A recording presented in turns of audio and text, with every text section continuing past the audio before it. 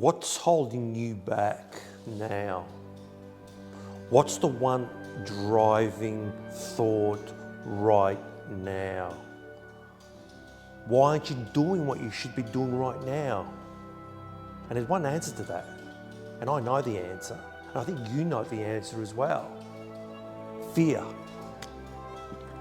And that's, fear is a force that is driving every single person's decision. Every single person's thought.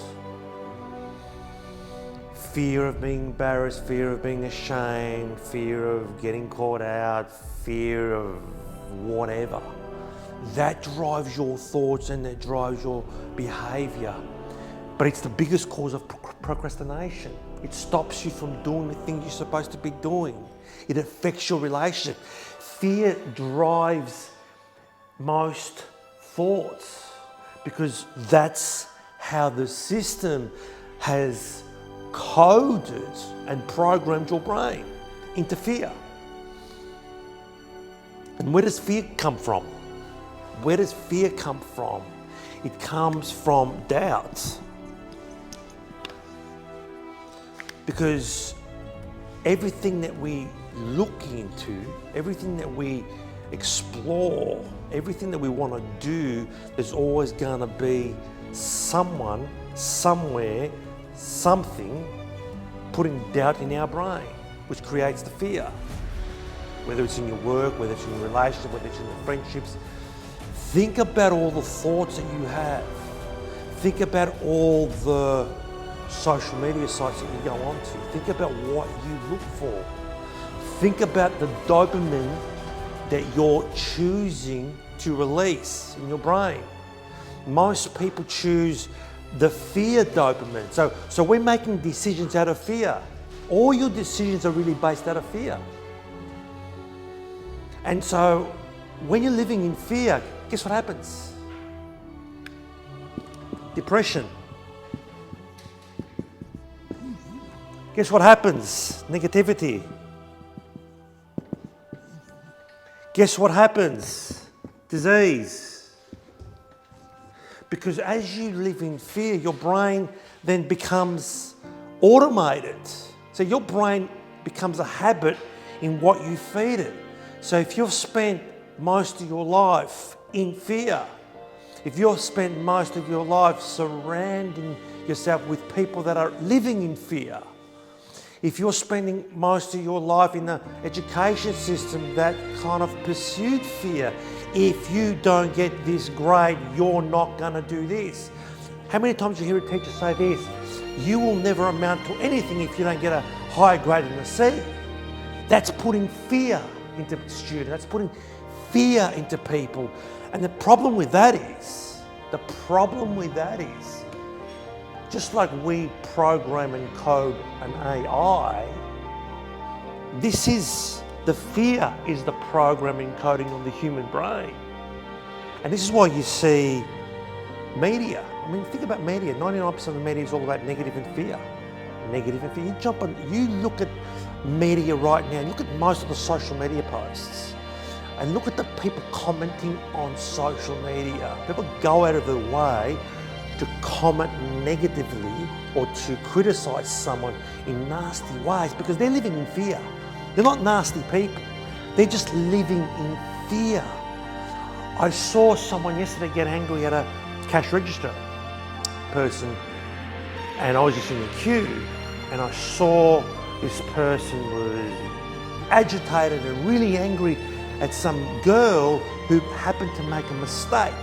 It was a really small mistake and she fixed it straight away. But this person got really, really, really angry. And I was just watching as this person was screaming at this young girl. And what was interesting was how calm she was, how professional she was. She apologized. She said, sorry, this is why I made the mistake. He kept on going on and on and on. And what was interesting when I got to her, and I was amazed and so impressed how calm she was. I was really so impressed in that she served me and I said to her, well done, that was, you handled this perfectly well. But then I started to think about the person that was getting angry. I mean, he got angry over a transaction that was innocent mistake for like $2 that was reversed. And you could see the person's body language. You could see the way he was talking, how he was agitated, how he was really, really upset, because this person lives in fear. I mean, think about sometimes, so this person wasn't necessarily upset with the mistake. He was upset with the things that are going on in his life. She just happened to make an error while he was living in fear. And think about it, when people do get angry, or people do try to bully you, or people do the wrong thing, they're living in fear, they're scared. And fear leads to anger and jealousy and envy. And it always leads to a very, very bad place. Devaluing yourself, you're devaluing your relationships, you're devaluing every aspect of your life. And what happens is ultimately, you're unemployable. Ultimately, you're not going to have a lot of friends. Ultimately, you'll surround yourself with people that live in fear. So when you're living in fear, you surround yourself with people that live in fear. And friends that live in fear that say, yes, you were right. Yes, you were right. Yes, you're a victim. Yes, yes, yes. And that is never healthy. I mean, if you're living in fear like now, you're experiencing this. I don't have to tell you, I'm not telling you anything that you don't know. If you're getting angry over things like that, it means you don't have an ecstatic desire. It means you don't have a focal point, because the absence of a desire, the absence of an ecstatic desire means fear then decides to come in and kick in and say, hey, listen, you don't have anything positive, you don't have any goals. I'm just going to come in and kick in now. And I will take over this brain, and I'll take over your life. Guess what? You can kill this. You can kill this and change your life today.